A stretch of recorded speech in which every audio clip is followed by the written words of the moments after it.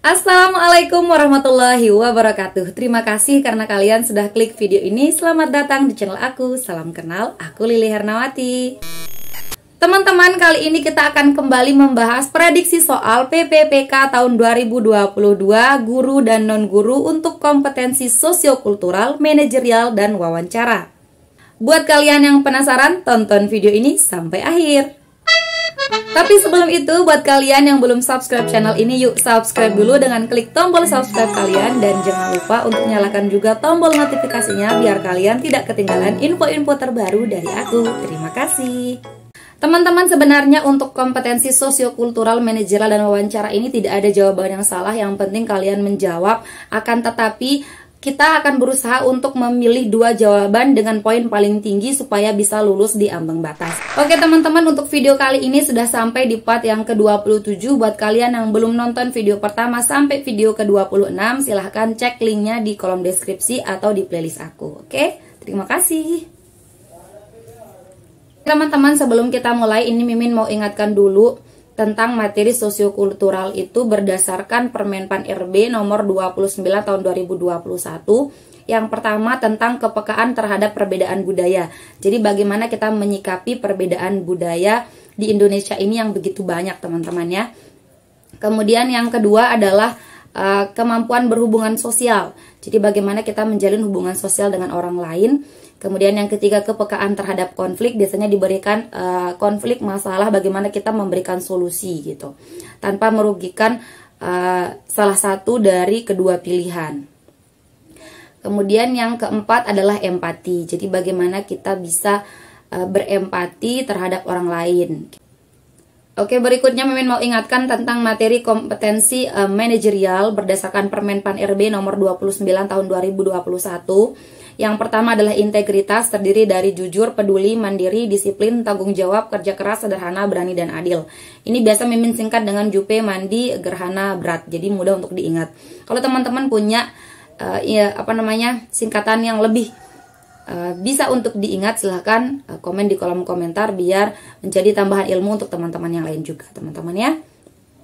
Yang kedua adalah kerjasama, yang ketiga adalah komunikasi, kemudian yang keempat orientasi pada hasil, selanjutnya pelayanan publik, keenam pengembangan diri dan orang lain, ketujuh mengelola perubahan, dan yang terakhir adalah pengambilan keputusan. Oke teman-teman, berikutnya adalah tentang nilai ambang batas dan bobot. Ini Mimin ingatkan lagi, kalau manajerial ini, manajerial soalnya ada 25. Kemudian pilihannya ada 4 teman-temannya, A, B, C, D saja. A, B, C, dan D. Nah teman-teman, dengan poin paling rendah itu adalah 1, poin paling tinggi adalah 4. Itu teman-teman. Kalau teman-teman nggak menjawab, itu nilainya 0. Kemudian sosiokultural ini ada 20 soal dengan pilihannya itu ada 5. A, B, C, D, dan E. Kemudian nilai paling tingginya 5. Nilai paling rendahnya 1. Kalau tidak menjawab nanti nilainya 0. Nah teman-teman, untuk manajerial dan sosiokultural ini masing-masing ada 25 soal dan 20 soal. Dengan ambang batasnya 130. Kalau misalkan teman-teman bisa menjawab 2 seperti yang kita bilang tadi, kita eliminasi dulu dan ambil pilihan yang kira-kira memiliki poin paling tinggi 2 saja. Misalkan kalau di manajerial ini teman-teman pilih dulu pilihan yang kira-kira memiliki jawaban dengan poin 3 atau 4 gitu. 3 atau 4. Katakan nanti kalau kita udah mentok waktu, kita hanya bisa memilih yang ternyata yang kita pilih adalah yang memiliki poin 3. Misalkan yang memiliki poin 3 bukan poin 4. Nah, teman-teman bisa kalikan 3 kali 25 ini sudah 75. Di manajerial teman-teman udah dapat 75. Itu kemungkinan terburuknya. Tapi di antara 25 soal, kalau teman-teman sudah eliminasi, kemungkinan pasti ada yang memiliki poin 3 dan ada yang memiliki poin 4 gitu teman-teman ya. Jadi tidak mentok di nilai 75 ini teman-teman ya. Nah, kemudian untuk sosiokultural ini ada 20 soal dengan nilai paling tinggi 5, paling rendah 1. Kalau teman-teman sudah mengeliminasi kira-kira yang sudah mendapatkan poin 4 atau 5, nanti di pilihan itu poin 4 atau 5.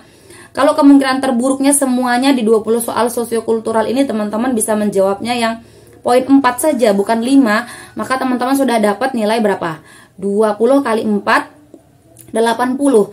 Nah, 80 ditambah 75 di manajerial ini, jadi hasilnya adalah 155 sudah melebihi nilai ambang batas, yaitu 130 gitu teman-teman. Nah itu triknya. Kemudian yang kedua adalah tentang wawancara. Kalau wawancara ini hanya 10 soal dengan pilihan gandanya ini A, B, C, D. Jadi poin paling tinggi itu 4, dan kita nanti akan mengeliminasi mana sih yang kira-kira memiliki poin 4 atau 3 gitu. Nilai ambang batasnya 24. Kalau teman-teman udah kira-kira semuanya dapat 3 saja sudah 30. Jadi lebih dari nilai ambang batas yang 24. Gitu teman-teman ya. Nah, itu cara kita nanti. Jadi kita tidak memikirkan mana sih yang poin 1 2 3. Gitu. Yang penting kita akan memilih mana sih yang poin 2 paling tinggi. Kalau manajerial dan wawancara ini mana yang poinnya 3 dan 4. Kalau yang sosiokultural kita akan menentukan dulu mana sih yang kira-kira memiliki poin 4 atau 5 gitu teman-teman ya. Oke, kita langsung saja ke soal yang pertama. Rekan kerja Anda berhasil naik jabatan. Dia bergabung selama 2 tahun terakhir, sedangkan Anda sudah memasuki tahun kelima. Sikap Anda adalah A. Takdir setiap orang berbeda-beda. B. Saya turut bahagia dan bekerja lebih giat agar naik jabatan. C. Saya berusaha lebih giat, introspeksi diri, dan belajar padanya. Atau yang D. Mungkin dia dekat dengan atasan dan dapat promosi. Oke teman-teman, menurut kalian mana nih jawabannya? Kita lihat di sini mana sih yang menjadi kendala. Di sini teman-teman dihadapkan dengan keadaan bahwa rekan kalian naik jabatan, sedangkan dia hanya 2 tahun bergabung. Baru 2 tahun, berarti masih baru. Sedangkan kalian sudah tahun kelima. Berarti ada sesuatu yang membuat kenapa sih dia bisa naik jabatan lebih cepat dibandingkan kalian, itu teman-teman. Nah, kira-kira jawaban kalian apa? Takdir setiap orang berbeda-beda. Mungkin ini ada benarnya, tapi dalam pemilihan jawaban ini memiliki poin yang sedikit. Kenapa teman-teman? Karena ini mengandung kata-kata ya udah pasrah aja kepada nasib, tidak ada usaha dan lain sebagainya. Jadi ini kita eliminasi saja teman-teman ya. Ini bukan jawaban yang diharapkan. Takdir setiap orang berbeda-beda ini tidak ada yang menunjukkan usaha untuk ikut naik jabatan juga gitu, ikut lebih berprestasi lagi gitu, nggak ada. Nah kemudian yang kedua, saya turut bahagia dan bekerja lebih giat. Turut bahagia oke. Kemudian usahanya di sini ada belajar lebih giat agar naik jabatan. Kita keep dulu, kita lihat yang lain, yang C. Saya berusaha lebih giat, kemudian ada introspeksi diri dan belajar padanya. Ini poinnya, ini usahanya lebih banyak ya. Kalau yang B ini belajar lebih giat saja. Kalau yang C ada lebih giat, kemudian mengintrospeksi diri apa sih kira-kira kekurangan yang bisa membuat dia udah 5 tahun ini nggak naik jabatan. Kemudian yang terakhir ada poin lagi, dia mau belajar pada orang yang baru 2 tahun dan naik jabatan gitu. Mimin rasa yang C ini memiliki poin yang lebih tinggi ya teman-teman ya, kita centang dulu. Kemudian yang kita lihat yang D, mungkin dia dekat dengan, nah ini jangan teman-teman, jangan teman-teman pilih.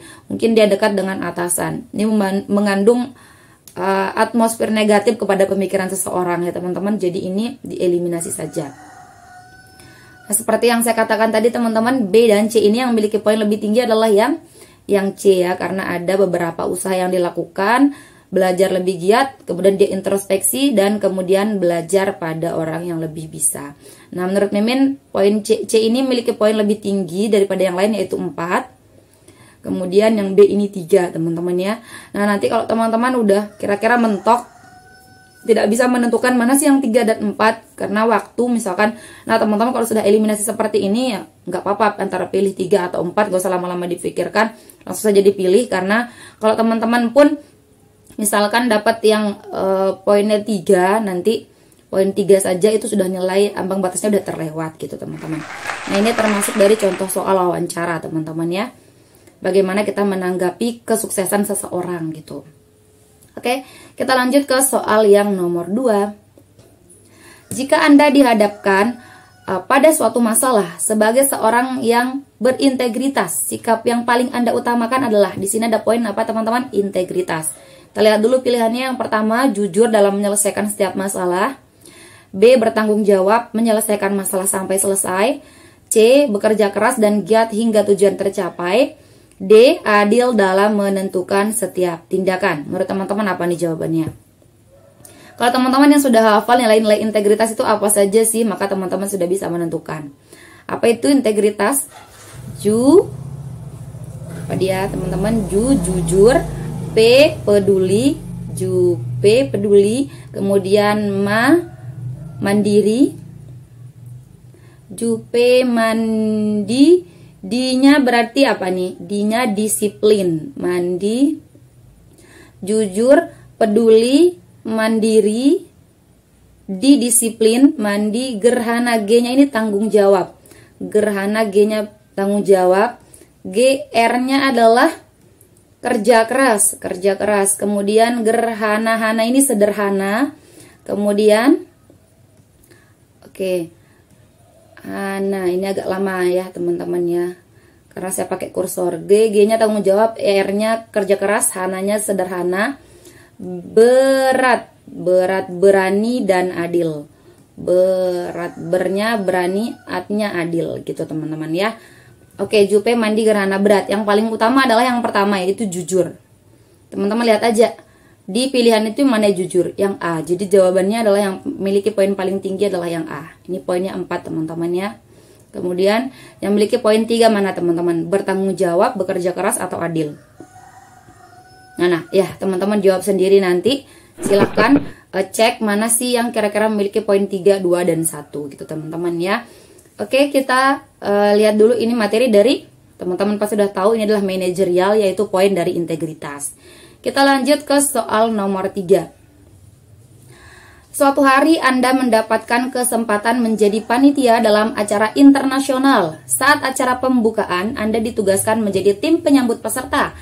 Anda melihat banyak peserta dengan perbedaan warna kulit, perbedaan bahasa, dan perbedaan pakaian adat. Sikap Anda adalah A, bersemangat melihat peserta yang unik, B, bersimpati pada peserta yang minoritas, C, biasa saja karena perbedaan adalah hal yang wajar, D, cenderung pada kelompok mayoritas, atau E, tidak peduli dan fokus bekerja. Ini termasuk dari soal apa teman-teman? Kepekaan terhadap perbedaan budaya. Di sini teman-teman ya. Ada perbedaan warna kulit, bahasa, perbedaan pakaian adat, dan lain sebagainya. Ini termasuk dari materi sosiokultural, yaitu kepekaan terhadap perbedaan budaya. Jadi bagaimana kita menanggapi perbedaan-perbedaan budaya yang ada di Indonesia teman-teman. Nah yang A ini bersemangat melihat peserta yang unik.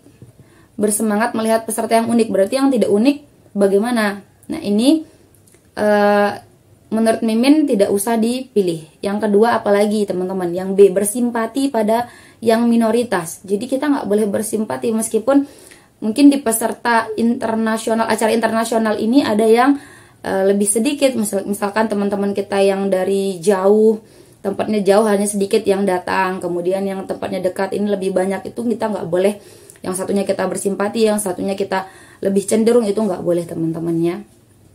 Yang C, biasa saja karena perbedaan adalah hal yang wajar. Ini teman-teman menurut Mimin jawaban yang patut untuk di-keep teman-teman ya, karena kita nggak boleh beda-bedain, kita nggak boleh membeda-bedakan teman-teman kita yang lain gitu. Jadi udah sikapnya biasa saja. Kemudian yang apalagi yang D ini cenderung pada kelompok mayoritas, ini nggak usah teman-teman ya. Yang menonjolkan minoritas, mayoritas, ini teman-teman eliminasi saja teman-teman. Ya, Mimin lupa tadi silang. Ini eliminasi saja teman-teman ya. Kemudian yang E, tidak peduli dan fokus bekerja. Ini mungkin sepintas seperti poinnya tinggi, tapi kata-kata teman-teman coba perhatikan kata-kata tidak peduli. Ini kata-kata tidak peduli ini memiliki atmosfer yang negatif menurut Mimin teman-teman ya. Menurut Mimin ya, kata-kata tidak peduli dan fokus bekerja. Seolah-olah kita memang bagus untuk fokus bekerja, tapi kata tidak peduli ini cenderung memiliki atmosfer yang negatif kalau menurut Mimin. Lebih baiknya kita bilang ya udah biasa aja. Jadi tidak cenderung, tidak simpati juga, tidak merasa bagaimana gitu, udah biasa aja gitu, biasa aja menanggapi perbedaan budaya, karena itu adalah sesuatu yang wajar. Ingat Indonesia ini adalah banyak ragamnya teman-teman ya, beragam budaya, beragam bahasa, dan lain sebagainya. Jadi menurut Mimin memiliki poin paling tinggi itu adalah yang C. Jadi untuk menghadapi perbedaan budaya udah sikapnya biasa-biasa aja, nggak usah terlalu wow, nggak usah juga terlalu ciut gitu ya, udah biasa aja. Jadi yang nomor 3 ini poin paling tinggi menurut Mimin adalah yang C, yaitu poin 5 teman-teman ya. Kalau menurut kalian ada yang lebih, yang lain atau A, B, D, E mungkin yang menurut kalian lebih banyak poinnya silahkan komen di kolom komentar, dan jangan lupa sertakan juga alasan kalian, siapa tahu itu menjadi tambahan ilmu untuk kita semua. Oke, kita lanjut ke soal nomor 4. Suatu hari Anda berkenalan dengan seseorang. Setelah beberapa jam berlalu dengan perbincangan, Anda dapat menyimpulkan bahwa orang tersebut adalah seseorang yang tidak mendukung setiap tindakan pemerintah. Dia mengajak Anda untuk bergabung membentuk kelompok untuk memberontak pada pemerintah dan meminta kemerdekaan. Dia mengaku sudah mendapatkan banyak pendukung dan dalam waktu dekat akan menjalankan aksinya. Sikap Anda adalah A. Ikut karena takut dicelakai. A. Ikut karena takut dicelakai. B. Menentang dengan keras karena hal tersebut dapat memecah belah. C. Merekam pembicaraan dan melaporkannya kepada pihak berwajib agar ditindaklanjuti. D. Bersikap netral dan menunggu siapakah pemenangnya. Atau yang E. Meninggalkan mereka karena tidak mau terlibat. Nah teman-teman, kita lihat di sini apa sih masalahnya. Di sini teman-teman melihat orang, bukan melihat ya, langsung bertemu langsung dengan orang yang ingin memberontak. Dan sebentar lagi dia akan melakukan aksinya untuk memberontak. Oke, ini teman-teman termasuk materi dari separatisme dan radikalisme. Ini gak boleh teman-teman ikuti teman-teman ya. Sikap memberontak, kemudian ingin memecah belah, ini juga gak boleh teman-teman ya. Nah kita lihat di sini pilihannya. Yang A, ikut. Nah ini gak boleh. Ikut ini berarti teman-teman mau ikut memberontak. Ini poinnya paling sedikit teman-teman. Ini 1, udah gak usah dipilih. Kemudian yang B, menentang dengan keras karena hal tersebut dapat memecah belah. Oke, kita keep dulu ya, menentang. Kemudian yang C, merekam pembicaraan dan melaporkan kepada pihak berwajib agar ditindaklanjuti. Ini juga benar, kita centang dulu. Kemudian yang D, bersikap netral dan menunggu siapakah pemenangnya.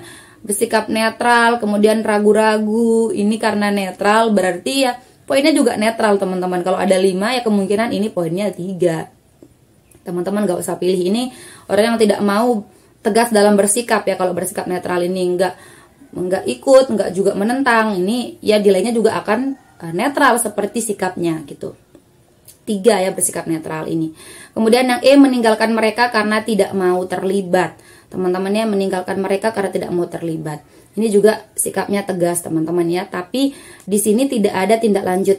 Meninggalkan mereka berarti hanya menyelamatkan diri sendiri teman-teman. Bagaimana dengan menyelamatkan negara yang sebentar lagi ada sekelompok orang yang mau memberontak. Ini teman-teman udah dengar langsung teman-teman ya. Dia akan memberontak dalam waktu dekat. Mereka sudah memiliki pendukung yang banyak. Ini teman-teman langsung tahu dari orangnya, dari perkumpulannya langsung. Tidak simpang siur dari bisik-bisik tetangga. Tidak teman-teman ya. Jadi tidak dari katanya ini si ini mau memberontak, katanya tidak seperti itu. Jadi sudah jelas ini dari orangnya langsung, dari kelompoknya langsung teman-teman tahu bahwa dia mau memberontak dan sudah memiliki pendukung yang banyak. Jadi kalian harus bersikap tegas kepada orang-orang seperti ini. Maka caranya adalah merekam pembicaraan dan melaporkannya kepada pihak berwajib. Jadi harus segera ditindaklanjuti teman-teman ya. Jadi jawabannya untuk yang kasus nomor 4 ini menurut Mimin paling tinggi adalah yang C. Memiliki poin 4 teman-teman ya. 5 teman-teman, sorry. 5, kemudian yang B ini yang poinnya 4. Kenapa poinnya 4 yang B? Karena dia hanya menentang dengan keras karena hal tersebut dapat memecah belah, benar, tapi tidak ada tindak lanjutnya gitu. Seandainya dia tidak mendengar langsung dari kelompok itu, mungkin yang B ini memiliki poin lebih tinggi daripada C. Tapi ini karena sudah pasti kita tahu dari kelompok tersebut yang akan mengadakan aksi memberontak dan sudah memiliki pendukung yang banyak. Jadi sebelum itu terjadi, teman-teman harus segera melaporkannya kepada pihak berwajib gitu teman-teman ya. Ini jawaban yang paling tinggi menurut Mimin adalah yang C teman-teman. Yang C poinnya 5. Ini termasuk dari materi sosiokultural yaitu kepekaan terhadap konflik. Jadi kalau teman-teman dihadapkan dengan orang-orang yang separatisme dan radikalisme ini bagaimana cara menghadapinya. Itu teman-teman ya. Jadi nomor 4 ini menurut Mimin adalah 5. Yang 5 poinnya adalah yang C maksud Mimin teman-teman. Kalau menurut kalian mungkin jawaban yang B atau yang E yang lebih tepat, silahkan komen di kolom komentar dan jangan lupa sertakan juga alasan kalian, oke? Kita lanjut ke soal yang nomor 5. Suatu hari Anda mendapatkan tawaran mengerjakan sebuah proyek dengan bayaran yang cukup fantastik. Syaratnya adalah tidak sedang bekerja, sedangkan Anda berprofesi sebagai karyawan kontrak. Tindakan Anda adalah A. Menolak tawaran tersebut karena tidak memenuhi syarat. B. Meninggalkan pekerjaan saat ini karena saya lelah bekerja di bawah tekanan. C. Menerima tawaran tersebut karena gajinya lebih besar. Atau D. Menerima tawaran tersebut dan mengatakan saya tidak sedang bekerja. Teman-teman, bagaimana nih tindakan kalian? Di sini masalahnya apa sih? Di sini ada tawaran untuk mengerjakan sebuah proyek dengan bayaran yang cukup fantastik, tapi syaratnya adalah tidak sedang bekerja, sedangkan teman-teman sedang bekerja sebagai karyawan kontrak. Mana yang teman-teman lebih pilih?